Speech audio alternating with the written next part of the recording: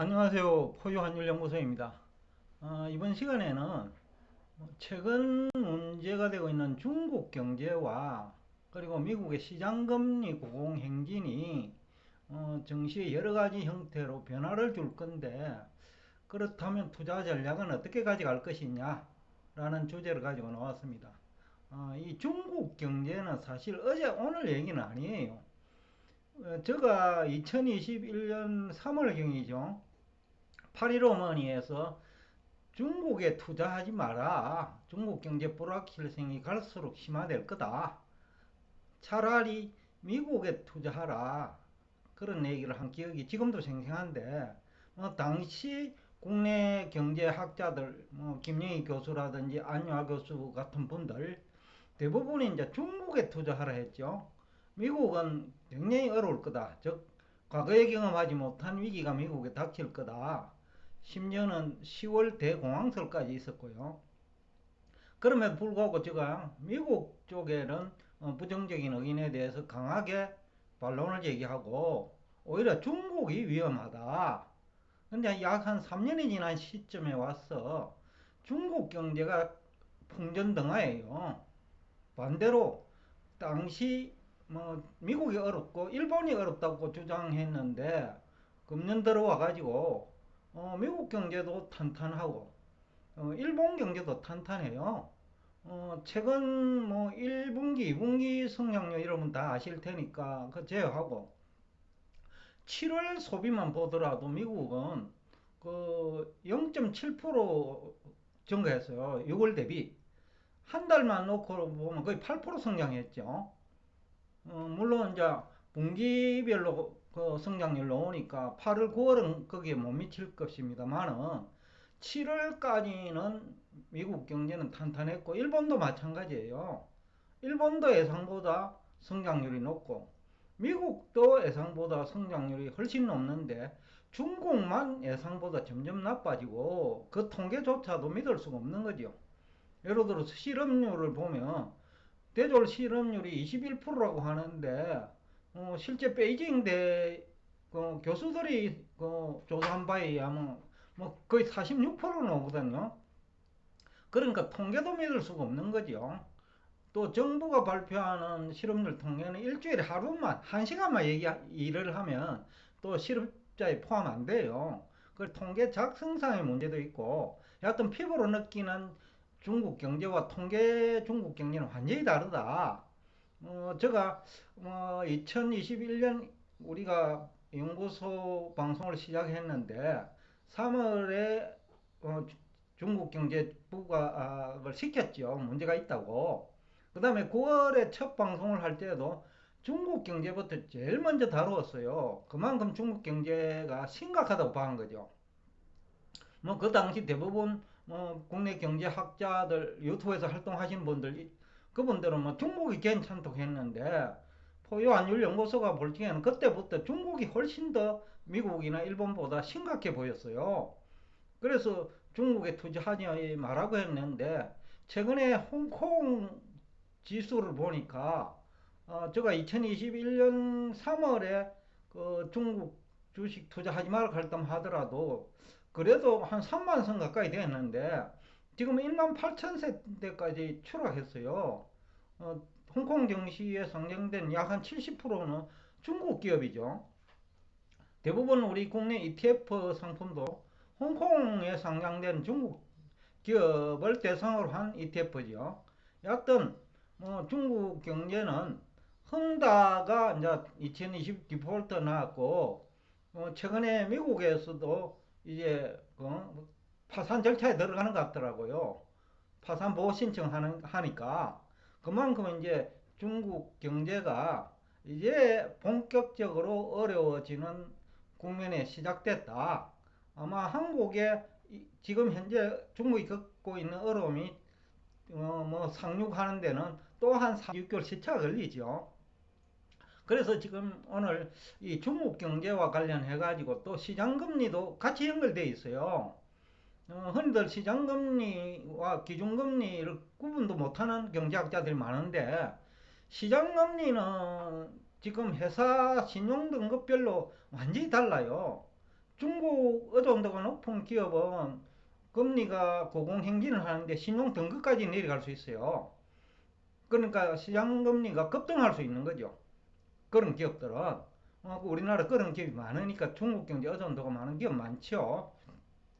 그래서 최근에 그 변화 조짐도 있어요. 2차 전지만 변화가 있는 게 아니고 나머지 그 중국 의존도가 높은 기업과 그렇지 않은 기업, 그리고 고금리 시대에 부채 비율이 높은 기업과 그 다음에 부채 비율이 낮고 유동성 자산이 많은 기업, 즉 현금성 자산이 많은 기업이 지금 차별화가 진행되지요. 그래서 제가 약 한 달 전이에요. 쉬는 것도 투자라고 하는데 이 쉬는 것은 여러 가지 의미가 있어요. 우선 주가가 내리면 매수하자라는 뜻도 있지만은 이 환경이 변화되면 기존에 인기가 있던 즉 테마주가 다 무너질 수 있어요. 왜냐하면 테마주 대부분이 적자 기업이란 말이죠. 지금 국내 정권 전문가들이나 유튜브 공간에서 활동하시는 분들이 주장하는 성장률은 대부분 적자 기업이에요. 급락만 하더라도 올해까지 3년 연속 적자예요. 그런 기업을 엄청난 기업인 것처럼 얘기하거든요. AI도 마찬가지예요. GPU 제일 고급 하나가 5,400만 원 하는데 GPU 한 개 살 돈도 없는 그 기업을 AI 관련주라고 추천한단 말이죠.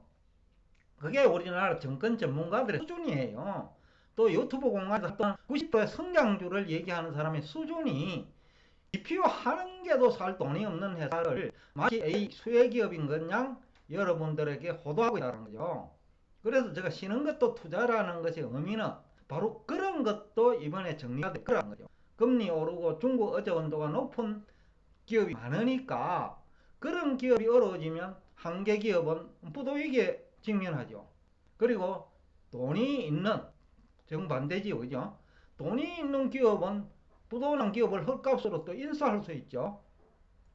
그리고 중국 정도가 낮은 기업은 오히려 중국 위기가 기회가 되겠죠. 예를 들어서 2차전지 관련주도 중국에서 리튬을 다 가지고 오잖아요. 지금 70%는 중국에서 가져온단 말이죠. 7, 80%를. 그럼 그 중국 기업 중에 그 리튬 생산 기업 중에 부동산에 연관되어 있는 기업도 있을 거예요. 그러면 중국 리튬 회사도 부도날 수 있어요. 그러면 이제 리튬이 공급에 애로가 생기면서 2차전 공급도 애로가 생길 수 있고 또 자동차 회사는 전기차 회사는 납품이 제대로 안 되면 그 회사하고 거래가 날라가겠죠.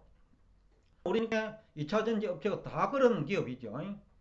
중국에서 2차전지 원료, 그래 리튬이라든지 코발트 같은 거 공급 못 받으면 생산 못 하잖아요. 그런데 지금 중국 현재 경제 현장이 지금 그렇다 이거죠. 리튬 관련 회사 아니면 2차전지 관련 회사도 부동산과 관련되어 있으니까 그런 기업도 부도날 우려가 있다. 그래서 2차전지도 위험하지만은 그 한계 기업들, 중국 의존도가 높은 기업과 관련 있는 중소기업들, 그러니까 AI 관련 업종, 흔히들 무늬만 성장주, 그런 것들이 다 위험하다. 그래서 지금 오늘 투자 전략을 어떻게 가져갈 것이냐에 대해서 얘기를 하고 있습니다. 우선은 중국에 이제 문제가 생기면 첫 번째로는 중국 실물 경제와 금융시장 전반에 부정적 영향을 미치겠죠. 그 다음에 시차를 두고 중화경제권은 물론 한국 실물 경제와 금융시장에도 부정적 영향을 미칠 거예요. 그러니까 시차를 두고 우리 한 6개월 정도로 예상하고 있는데 내년 상반기에 한국은 굉장히 어려울 거다. 그래서 제가 8.15 마지막 방송을 할 무렵에 올해 말경에는 4분기죠. 말경에는 우리 외환시장도 불안할 거다 라는 얘기를 했는데 지금 4분기도 되기 전에 3분기 초입이죠. 아직 7월이니까 3분기 초입에 벌써 외환시장이 불안해지고 있어요. 그만큼 이제 시장금리도 불안해질 거고 그렇다고 대응을 하지도 못할 거예요. 며칠 전만 하더라도 모대학 K 교수 같은 경우에는 미국이 그 피치사지요. 신용 등급을 내리니까 달러가 약세로 주장했을 거예요. 보나 마나요. 그 사람들 실력을 보면. 그러니까 또 정반대로 가고 있죠. 그러니까 대응을 못한 기업이 많다라는 거예요. 지금도. 그러니까 시장 금리에도 대응 못하고 중국 경제 위기에도 대응이 지금 준비가 안 돼 있고 모두가 좋다고 했으니까. 불과 한 1, 2년 전에만 하더라도 중국 경제 좋다. 미국은 위험하다. 일본도 위험하다 했는데 3년이 지나니까 중국이 제일 위험해졌는데 대비를 못했지요. 다들. 그러니까 우리 기업들이 한계 기업들 중에 즉 무늬만 성장주 정권 전문가나 유튜브 공간에서 활동하는 사이비 전문가들이 얘기하는 성장주 중에 부도날 기업도 많다. 그래서 여러분들이 아마 이번 쉬는 것도 투자라는 이런 그 말 속에 이런 내용들이 다 포함되어 있다는 거죠. 환경이 변하면 지금까지 테마주, 성장주라고 각광받던 주식이 한없이 추락할 수 있다는 거죠. 그렇기 때문에 이제 쉬는 것도 투자라고 했는데 지금 분위기가 그렇게 돌아가고 있는 것 같아요. 미국 증시는 간밤에 보험이니까 어느 정도 가격 조정은 왔는 것 같은데 그 다음에 기간 조정 내지는 아까 종목 조정 쉽게 하면 부채가 많은 기업 그 다음에 무늬만 성장주 그 다음에 현금성 자산이 부족한 기업 이런 기업들은 사실상 이제 성장주에서 탈락할 것이고 즉 테마주에서도 탈락한다. 반대로 재무구조가 탄탄한 기업이 있어요. 제가 일부 지인들한테 추천한 종목 중에서도 유보율이 2,500% 되는 회사도 있고 그러니까 그 유보금을 또 어떻게 운영하는지 보니까 CB 형태로 운영하는 것도 있고요. 그러다 보니까 주가 올라간 거 팔아버려도 되고 여러 가지 형태로 현금을 많이 확보하고 있는 기업도 있더라고요. 그런 기업은 오히려 중국 경제 위기가 또 국내 경제 테마주 위기가 기회가 되겠죠. 조금 시간은 걸릴지언정 현금이 많이 있으니까 또 관련 업종 인수 합병도 가능하고요. 그런 측면에서 이제 쉬는 것도 투자라는 의미를 해석해야 되지 않을까라는 생각을 하고 있습니다. 참고로 미국 시장 금리는 최근에 2007년 이후 그러니까 몇 년입니까? 약 한 13, 14년 만에 최고 기록을 했죠. 국채금리가 4.27%로 기록했으니까 아마 미국 금리가 이렇게 고공행진을 하면 한국 시장 금리는 특히 상승폭이 클 것이에요. 왜냐하면 중국 의존도가 높은 기업들이 있기 때문에 신용 등급이 떨어진다는 거죠. A등급에서 BBB 그치지 아니하고 BB로 바로 추락할 회사도 있을 거다. 그럴 경우에는 금리가 A등급일 때는 그저 5% 정도 부담하다가 20%까지 부담을 해야 된다. 성장주 중에 그런 기업 많이 있을 거예요. 테마들 중에. 그러니까 투자 전략을 좀 조심스럽게 가져가야 되는데 좀 더 구체적으로 얘기하면 첫째는 부채 비율이 높지 않아야 돼요. 특히 이익이 발생하지 않는 기업은 부채 비율이 높으면 금리 감당 못하지요. 그 다음에 중국 경제 의존도가 낮은 기업을 찾아야 돼요. 최근에 삼성전자 빠지는 것도 중국 경제가 망가지면 삼성전자가 중국뿐만 아니라 인도네시아 등에 대한 삼성 반도체 수출도 줄어들거든요. 그러니까 이제 이쪽도 주의를 해야 된다. 그 다음에 자본금 대비 현금성 자산이 많은 기업을 택해야 된다. 이런 기업은 기회가 이제 오고 있죠. 왜냐하면 그 관련 기업을 인수도 할 수 있지만은 경쟁 기업이 부도나 수 있다는 거죠.